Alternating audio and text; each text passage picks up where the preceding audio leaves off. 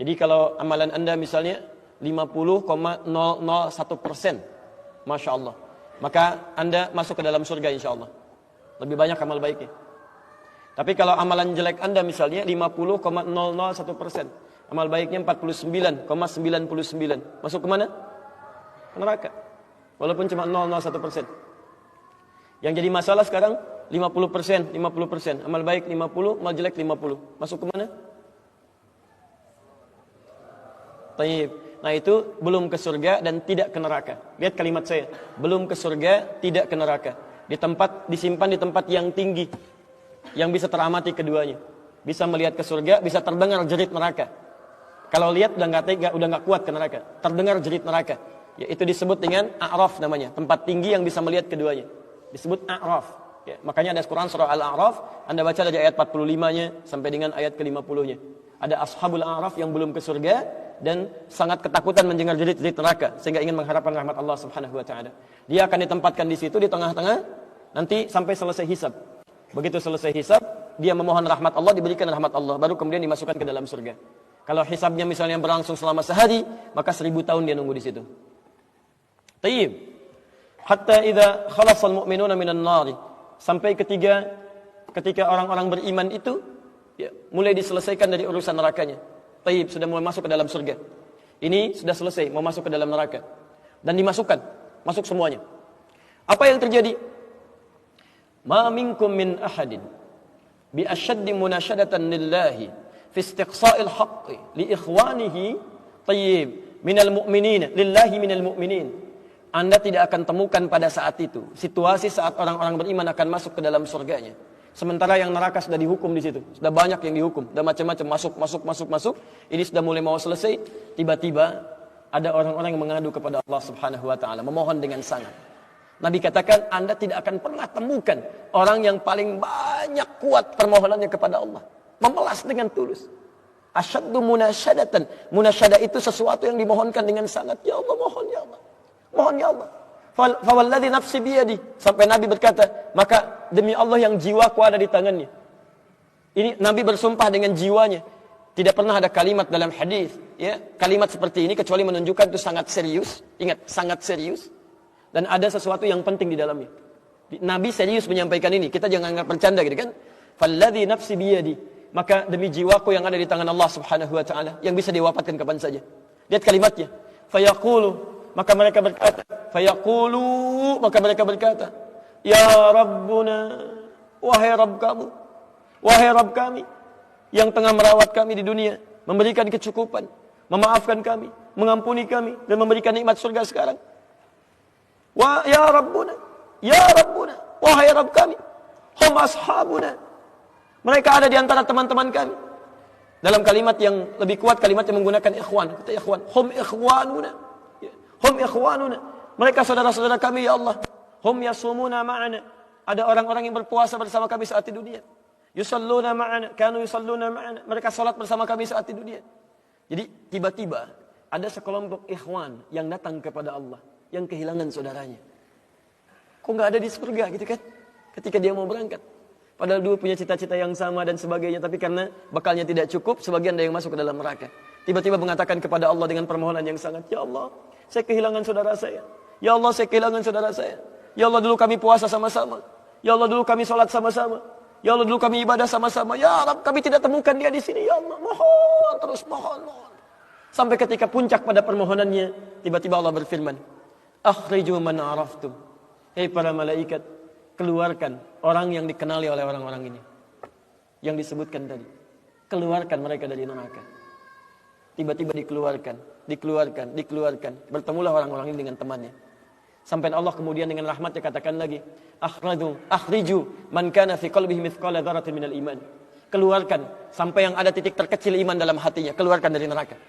Bahkan hadis ini ada di Al-Bukhari nanti, ya ada di Al-Bukhari nomor hadis ke-14, posisi paling kiri sebelah bawah, ya, tayyib. Sampai mereka kemudian dikeluarkan dalam keadaan gosong, sudah mulai terbakar habis dan dimasukkan ke dalam surga kemudian. Setelah selesai hisabnya di dalam nerakanya, dikeluarkan dari situ. Jadi ada orang-orang yang dengan syafaat temannya bisa keluar dari neraka, masuk ke dalam surga, ada yang sama sekali tidak membantu itu.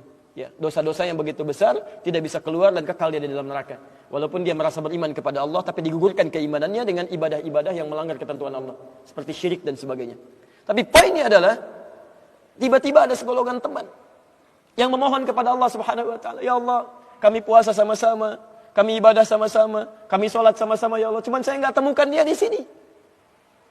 Itu indah. Nah, permohonan sesuatu untuk melengkapkan pada yang kurang disebut dengan syafa' namanya.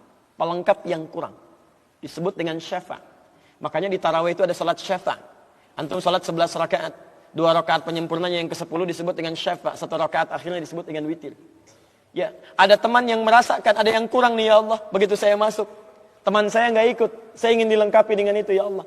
Baik, permohonan untuk menggenapkan sesuatu yang kurang dengan sifat yang sangat memohon luar biasa, maka kalimatnya dirubah dari syafa' menjadi ditambah tak di ujungnya dengan alif di tengahnya. Jadi syafa'ah, syafa'at. Ini syafa'at.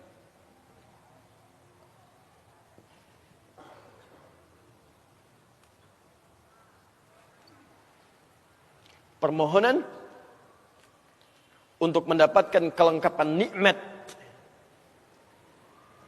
Permohonan untuk mendapatkan kelengkapan nikmat yang belum didapatkan. Baik. Saya mau akhiri ya, karena ini sebenarnya tidak banyak bahasannya. Siapa orang-orang ini? Itu yang disebut dengan ikhwan. Makanya ketika ayat Qur'annya mengatakan wa kuntum ala syafa hufratin minan nari fa anqadhakum minha. Dan kalian sudah ada bahkan yang sudah mau di bibir neraka itu.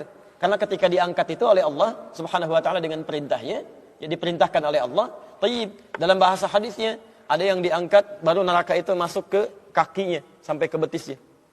Ada yang sudah masuk sampai ke punggungnya. Ada yang sudah ke lehernya dan ada yang sudah tenggelam di dalamnya. Taib. Jadi ada yang baru di bibir neraka diangkat. Ada yang baru sudah mau masuk ke neraka diangkat, ada yang sudah tenggelam diangkat. Jadi macam-macam. Ya, fa asbahtum bi ni'mati ikhwana. Siapa yang bisa mengangkat itu semua? Di antaranya Allah berikan nikmat kepada Anda dengan dapatnya ikhwan-ikhwan dalam kehidupan. Cuma itu yang bisa menolong Anda di hari akhirat, teman-teman terbaik selain syafaat-syafaat yang lainnya.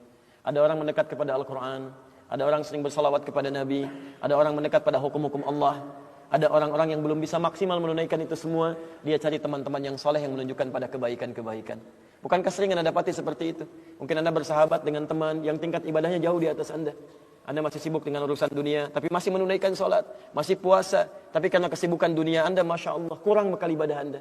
Tapi beruntungnya Anda dengan punya teman yang soleh, berjamaah dengan imam yang soleh, puasa dengan dia, buka sama-sama, kadang sering ikut-ikut misalnya dalam ta'limnya, dalam macam-macamnya. Masya Allah. Maka tiba-tiba ketika Anda dikenal oleh dia, diingat oleh dia, di akhirat nanti, tidak ditemukan Anda. Ya Allah, dia kawan saya ya Allah. Dia teman saya ya Allah. Dia saudara saya ya Allah. Kami pernah ta'lim sama-sama ya Allah. Kami pernah puasa sama-sama ya Allah. Kami pernah sholat berjamaah sama-sama ya Allah. Mohon jangan pisahkan ya Allah. Jangan pisahkan. Pertanyaan, sudahkah Anda punya teman seperti itu? Yang bisa menolong dalam kebaikan? Kalau belum temukan, cepat cari, mumpung masih hidup. Sebab kalau sudah kehidupan itu berakhir, tidak mudah untuk menemukannya. Maka pastikan di kantor Anda, teman Anda bisa membawa Anda ke surga. Pastikan di rumah Anda, pasangan hidup Anda adalah teman yang bisa membawa Anda ke surga. Pastikan di tempat kehidupan Anda, siapapun tetangga Anda, kerabat Anda, teman-teman sekolah anak Anda adalah teman yang bisa mengingatkan dan membantu Anda untuk mencari Anda bisa masuk ke dalam surga. Dan saya mohon pada Anda semuanya, tolong ingat ini ya, baik-baik. Kalau nanti di akhirat Anda tidak temukan saya di surga, tolong ingatkan kepada Allah, saya pernah ada di sini. Saya pernah ada di sini. Tolong ingatkan. Kalau antum di akhirat nanti tidak temukan saya di surga, tolong ingatkan. Ya Allah, mohon ya Allah. Adi Hidayat pernah mengajar saya dan mengingatkan saya di sini.